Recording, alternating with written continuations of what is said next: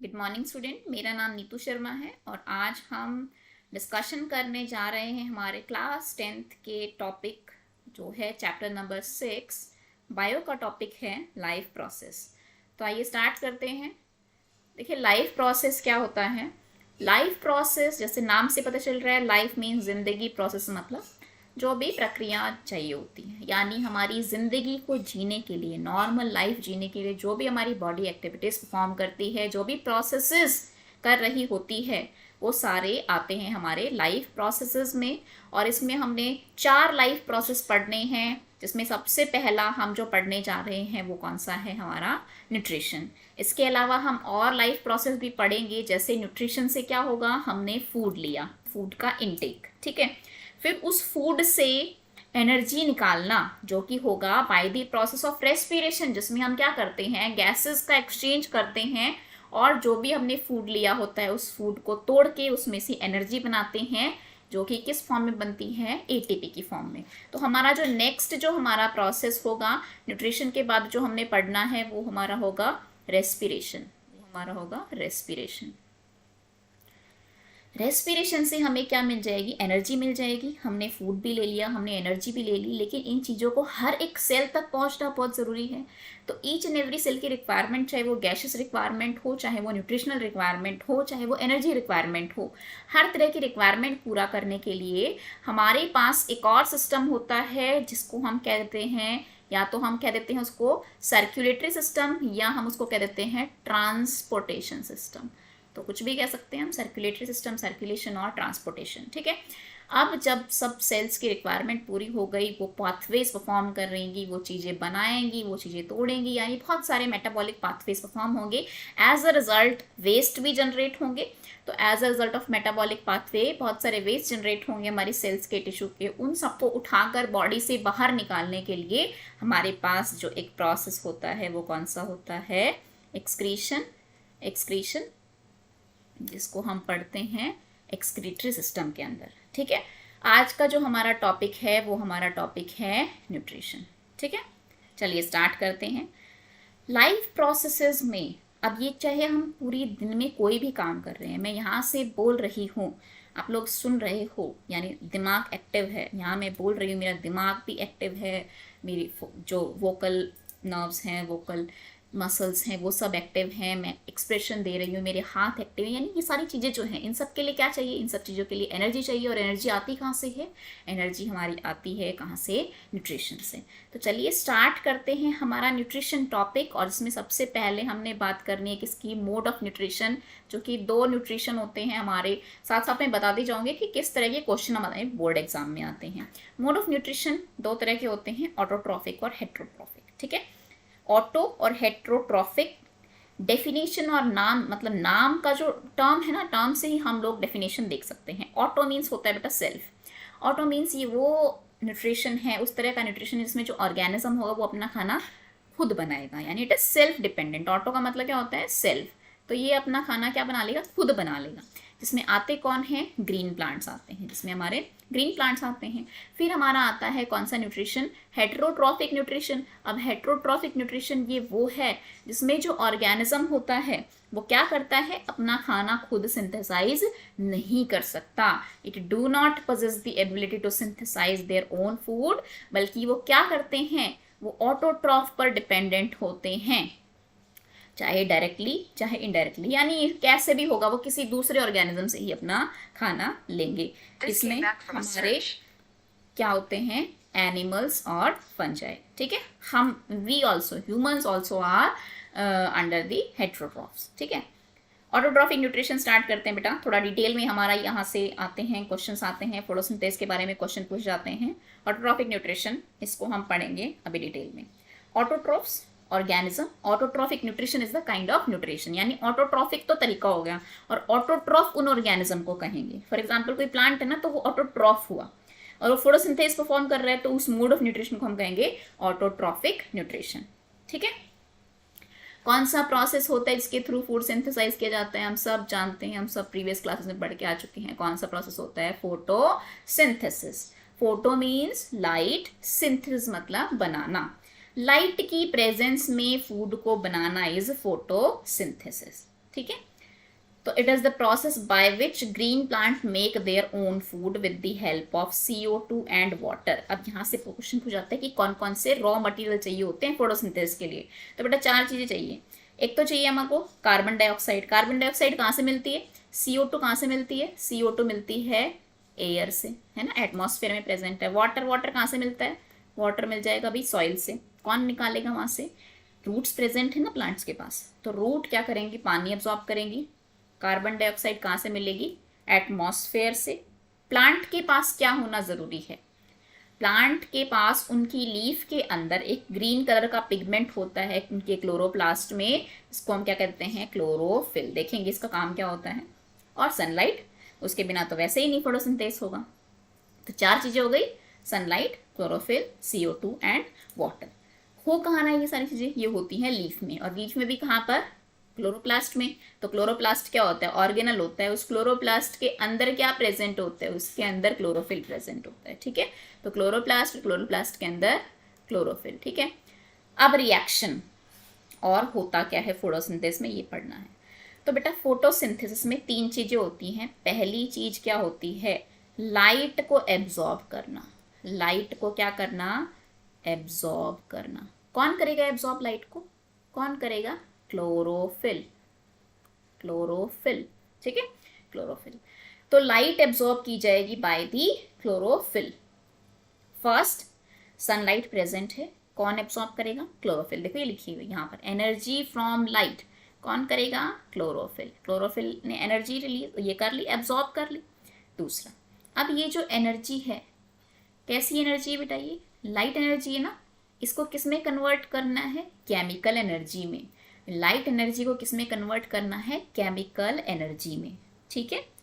तो conversion of light energy into chemical energy. Chemical energy क्या हो गई? ग्लूकोज बनेगा ना, खाना बनेगा, तो दैट खाना, that glucose is chemical energy, ठीक है।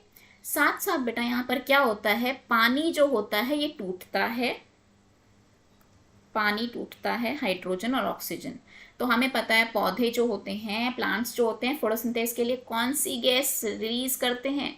उनको चाहिए तो CO2 होती है, और निकालते क्या है? वो ऑक्सीजन। वो ऑक्सीजन आती कहाँ से बेटा? That oxygen comes from water. Water टूटता है, और उस वाटर से क्या होता है? हमारा हाइड्रोजन निकलता है और ऑक्सीजन निकलता है, ठीक है। 2 प्रोसेस हुए, मैंने बोला 3 प्रोसेस। मोस्ट इंपॉर्टेंट हमारी NCERT में 3 स्टेप दिए हुए हैं, वो आप याद कर लेना, एग्जाम में भी आते हैं वो। पहला मैंने बताया लाइट का एब्जॉर्प्शन बाय क्लोरोफिल। दूसरा conversion of light energy into chemical energy. और तीसरा ये जो CO2 लिया था ना, इसको रिड्यूस करना है। इसको क्या करना है? रिड्यूस, रिडक्शन होगा इसका, इसको रिड्यूस करना है, इसका रिडक्शन होगा, और बनेगा क्या इससे? Carbohydrate, CH2। वो उसका एक नॉर्मल फॉर्मूला है। यानी ये जो 6 कार्बन के मॉलिक्यूल लिए हैं, इससे क्या बन रहा है हमारा? C6H12O6। ये आप लोगों को याद रखनी है। अपनी जो NCERT में है ना, वो वाली क्या इक्वेशन है वो मैं यहाँ लिख के बता देती हूँ। उसमें क्या चाहिए होते हैं बेटा? 6 हमारे क्या चाहिए होते हैं? 6 CO2 चाहिए और 12 पानी के मॉलिक्यूल चाहिए। याद रखना है आपको, 6 कार्बन डाइऑक्साइड, 12 क्या चाहिए? पानी के मॉलिक्यूल। क्या बनाना है बेटा? ग्लूकोज। ग्लूकोज का फॉर्मूला याद रखो, C6H12O6। प्लस में और क्या निकलेगा? 6 ऑक्सीजन निकलेंगी और 6 पानी के मॉलिक्यूल बच जाएंगे, ठीक है। ये बहुत इंपॉर्टेंट रिएक्शन है, ये आपको याद रखनी है। 6 कार्बन डाइऑक्साइड, 12 पानी के मॉलिक्यूल, यहाँ से क्या निकलेगा? C6H12O6 which is glucose. 6 oxygen निकलेंगे, 6 पानी। पूछा जाए तुमसे कि ये जो ऑक्सीजन है ये आई कहाँ से बेटा? ये ऑक्सीजन आई कहाँ से? इस पानी के टूटने से। ये पानी टूटेगा तो क्या आएगी? ऑक्सीजन आएगी, ठीक है। ये डायग्राम देख लेते हैं, क्या है ये डायग्राम में क्या कहा हुआ है। देखिए सनलाइट चाहिए, सनलाइट आ रही है, ठीक है। उसके बाद हमारा कार्बन डाइऑक्साइड है, कार्बन डाइऑक्साइड है, कार्बन डाइऑक्साइड और पानी, पानी रूट से आ रहा है, ठीक है। तो 3 चीज़ें हैं रॉ मटेरियल में। क्या है? 3 चीज़ें हैं, 3 चीज़ें हैं। एक हमारा है सनलाइट, एक हमारा है कार्बन डाइऑक्साइड, और एक हमारा है वाटर। ये 3 चीज़ें चाहिए। कहाँ पर गई ये? लीफ में गई। लीफ ने सनलाइट ले ली, कार्बन डाइऑक्साइड भी ले ली। कार्बन डाइऑक्साइड कौन लेगा बेटा? कार्बन डाइऑक्साइड गैस है, अब गैस के एक्सचेंज के लिए प्लांट के पास क्या होता है, स्टोमेटा, अभी हम पढ़ेंगे। उसके पास क्या होता है, स्टोमेटा होता है, ठीक है। स्टोमेटा से क्या होगा, कार्बन डाइऑक्साइड ले लेंगे, फिर ये जो सनलाइट है इसको केमिकल एनर्जी में कन्वर्ट किया जाएगा। क्या बनाई जाएगी, इससे शुगर बनाई जाएगी, ग्लूकोज बनाई जाएगी, C6H12O6, और क्या निकलेगी, ऑक्सीजन गैस निकलेगी, ठीक है। तो ये हमें याद रखना है। अब जो ये CO2 है वो किससे चाहिए, किससे मिलती है, मतलब कैसे लेते हैं प्लांट। उनके पास हमारी तरह नोज तो नहीं है, but they have tiny pores which are present on the surface of the leaf. अब यहाँ से क्वेश्चन आता है कि स्टोमेटा क्या है और स्टोमेटा के 2 फंक्शन कौन से होते हैं, तो ये आप लोगों को याद रखने हैं। तो स्टोमेटा क्या है, स्टोमेटा तो टाइनी पोर है, यानी अगर हम लीफ देखें तो लीफ के अपर सरफेस पर भी होते हैं बट लोअर सरफेस पर ज़्यादा होते हैं, छोटे छोटे जो हैं पोर्स प्रेजेंट होते हैं, जो ऐसे आंखों से नहीं दिखेंगे, माइक्रोस्कोप से दिखेंगे। इनको हम क्या कह देते हैं, स्टोमेटा। 2 काम होते हैं इसके, एक तो CO2 लेना, अंदर ऑक्सीजन बाहर देना है, यानी एक्सचेंज ऑफ गैसेस। पहला काम एक्सचेंज ऑफ गैसेस, और दूसरा काम क्या होगा, पहला काम हो गया एक्सचेंज ऑफ गैसेस, दूसरा जो ज़्यादा एक्स्ट्रा जो पानी होता है प्लांट के पास, वाटर वेपर, उसको स्टोमेटा के थ्रू क्या किया जाता है बेटा, लूज किया जाता है। सो स्टोमेटा के through the plant loses large amount of water, और उस प्रोसेस को क्या कहते हैं, ट्रांसपीरेशन। अब ये पानी लूज करने का बहुत इंपॉर्टेंट ही है। देखो गर्मी है, गर्मी में हमें पसीना आता है ना, हालांकि पानी तो अंदर रहना चाहिए, फिर भी पसीना आता है। क्यों आता है, क्योंकि उससे टेम्परेचर डाउन होता है। पसीना जब आता है तो हमें थोड़ा सा टेम्परेचर डाउन लगता है, थोड़ी ठंड लगती है, नॉर्मल लगता है। तो इसी तरीके से प्लांट्स के पास भी ये तरीका होता है कि ये पानी को लूज करते हैं, जिससे क्या होगा, उनका टेम्परेचर डाउन होगा। और इस ट्रांसपीरेशन की वजह से ही एक फोर्स भी उन्हें मिलता है, जिससे ज़मीन से पानी को ऊपर खींच लिया जाता है। ये हम ट्रांसपोर्टेशन पढ़ेंगे कि it helps in up flow of the water. Transpiration की वजह से क्या होता है, जो पानी होता है वो ज़मीन से ऊपर उठाया जाता है, ठीक है। ये स्ट्रक्चर बनाना आना चाहिए। एक जो दिखाया हुआ है ओपन स्टोमेटा है, दूसरा जो दिखाया हुआ है क्लोज। देखो ये जो बीच का हिस्सा है, ये जो हिस्सा है ये है हमारा स्टोमेटल, ये बंद है। यहाँ पर ये क्या है, ये खुला है, ये खुला है, स्टोमेटल पोर ओपन, ठीक है। ये जो 2 येलो वाली दिखा रखी है ना, ये येलो वाली, ये क्या है, हमारी गार्ड सेल। तो 2 किडनी बीन जैसा राजमा होता है उस शेप की जो सेल्स होती हैं, इसको हम क्या कहते हैं, गार्ड सेल। ये तो बाहर की सेल्स हैं, जिसको हम एपिडर्मल सेल्स कहेंगे। और गार्ड सेल के पास ये जो ग्रीन ग्रीन डॉट दिख रहे हैं, ये क्या है, हमारे क्लोरोप्लास्ट। वो भी सेल है ना, वो उसके पास भी क्लोरोप्लास्ट प्रेजेंट होगा, ठीक है। तो स्टोमेटा क्या होगा, खुलेगा तो गैसेस अंदर आएगी या बाहर जाएगी, बंद हो जाएगा तो एक्सचेंज ऑफ गैसेस नहीं होगा, ठीक है। तो स्टोमेटा क्या है, स्टोमेटा के फंक्शंस क्या हैं, ये इंपॉर्टेंट है। अच्छा, गार्ड सेल खुलती है और बंद कैसे होती है, यानी स्टोमेटा खुलता है या बंद कैसे होता है।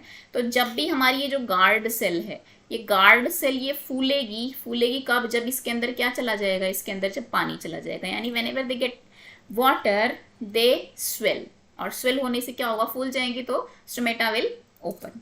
और जैसे ही इनके अंदर से जो पानी है, यानी जो गार्ड सेल है, गार्ड सेल से अगर पानी जो है हमारा निकल जाएगा, तो ये क्या हो जाएगी, श्रिंक हो जाएगी। तो वो स्टोमेटा, यानी अगर पानी ले लेंगी तो वो क्या हो जाएंगी, फूल जाएंगी, और स्टोमेटा फूल जाएगा। और अगर वो पानी को क्या कर देंगी, निकाल देंगी, लूज कर देंगी, तो क्या हो जाएगा, स्टोमेटा बंद हो जाएगा। तो स्टोमेटा की ओपनिंग और क्लोजिंग जो है वो है वाटर डिपेंडेंट, यानी वाटर अगर गार्ड से ले लेगी तो खुल जाएगा, और नहीं लेगी तो नहीं खुलेगा। अब एक छोटा सा टॉपिक और हमने इस वीडियो में पढ़ना है, हेट्रोट्रॉफिक न्यूट्रिशन का इंट्रोडक्शन और उसके टाइप्स, और उसकी जो डिटेल है वो हम नेक्स्ट वीडियो में पढ़ेंगे। तो पहले हम देख लेते हैं हेट्रोट्रॉफिक न्यूट्रिशन क्या है। हेट्रो ऑलरेडी पता है तुम लोगों को, डिपेंडेंट ऑन अदर्स। सो ये वो ऑर्गेनिज्म है जो दूसरों पर डिपेंडेंट होते हैं। इसमें 3 तरह के होते हैं। कौन कौन से होते हैं, एक होता है हमारा होलोजोइक, और एक होता है हमारा सेप्रोफिटिक, और तीसरा होता है हमारा पैरासिटिक। सॉरी, तो 3 होते हैं। पहला हो गया हमारा होलोजोइक, दूसरा हो गया हमारा सेप्रोफिटिक, और तीसरा हो गया पैरासिटिक। हो सकता है तुम लोगों को ऑलरेडी पता भी हो सेप्रोफाइट्स और पैरासाइट के बारे में। सबसे पहले हम बात करते हैं होलोजोइक, जिसमें हमने इस चैप्टर में बहुत डिटेल में पढ़ना है, ठीक है। होलोजोइक में क्या होता है, ये ऑर्गेनिज्म वो ऑर्गेनिज्म होते हैं जो सिंपल सॉलिड चीज को लेते हैं बॉडी में थोड़ा सा तोड़ के, और सारा डाइजेशन होता है इंटरनल, बॉडी के अंदर होता है सारा डाइजेशन। जैसे ह्यूमन, हम खाना रोटी लेते हैं ना, उसके बाद सारा पचाने का काम तो बॉडी के अंदर होता है, ठीक है। एनिमल्स हो गए, इंसेक्टिवोरस प्लांट्स हो गए, ये सब होलोजोइक होते हैं। फिर आते हैं हमारे सेप्रोफाइट। सेप्रोफाइट याद रखना है, जो डेड मरे हुए, सड़े हुए, डेड और डिकेइंग मैटर पर जो फीड करते हैं। इसमें आ जाएंगे तुम्हारे बैक्टीरिया और फंगस।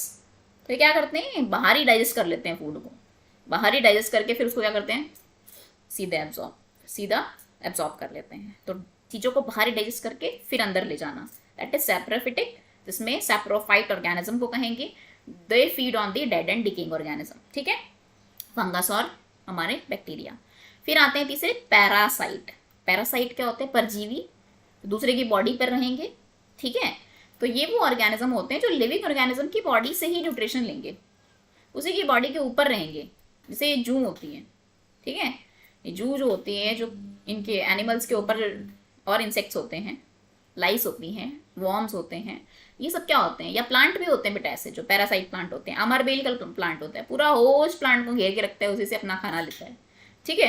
तो ये पैरासाइट जो होते हैं दूसरे को ऐसा नहीं है कि कंप्लीटली मार देते हैं, मारते भी नहीं है, बट वो लिविंग ऑर्गेनिज्म को लिविंग तो रखेंगे, नुकसान होगा उस होस्ट ऑर्गेनिज्म को। तो जिसके ऊपर ये जी रहे होते हैं उसको हम कह देते हैं होस्ट। होस्ट के ऊपर रहेंगे, होस्ट की बॉडी से खाना पीना सब लेंगे, वहीं से न्यूट्रिशन सारा लेंगे, होस्ट को मारेंगे भी नहीं, लेकिन होस्ट को नुकसान रहेगा। होस्ट यहाँ पर नेगेटिव रहता है, पैरासाइट जो होता है वो पॉजिटिव रहता है, यानी उसको फायदा मिलता है, इसको नुकसान होता है। तो ये दूसरे की बॉडी पर रहते हैं, उसी की बॉडी से क्या करते हैं, सारा ऑर्गेनिज्म डेराइव करते हैं, जैसे फ्लियाज, लाइज, टेपवॉर्म, ये सब आता है, ठीक है।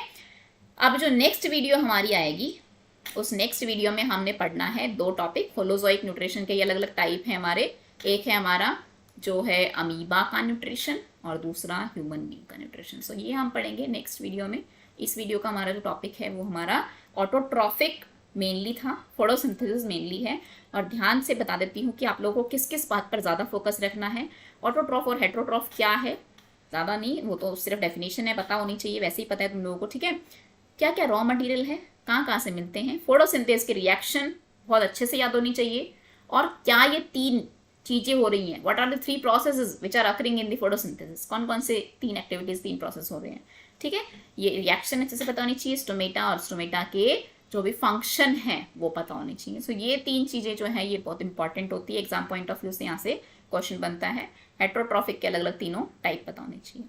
नेक्स्ट वीडियो में हम लोग पढ़ेंगे अबाउट दी होलोजोइक न्यूट्रिशन, जिसमें हम पढ़ेंगे अमीबा का न्यूट्रिशन और ह्यूमन बीइंग का न्यूट्रिशन। चलिए, थैंक यू।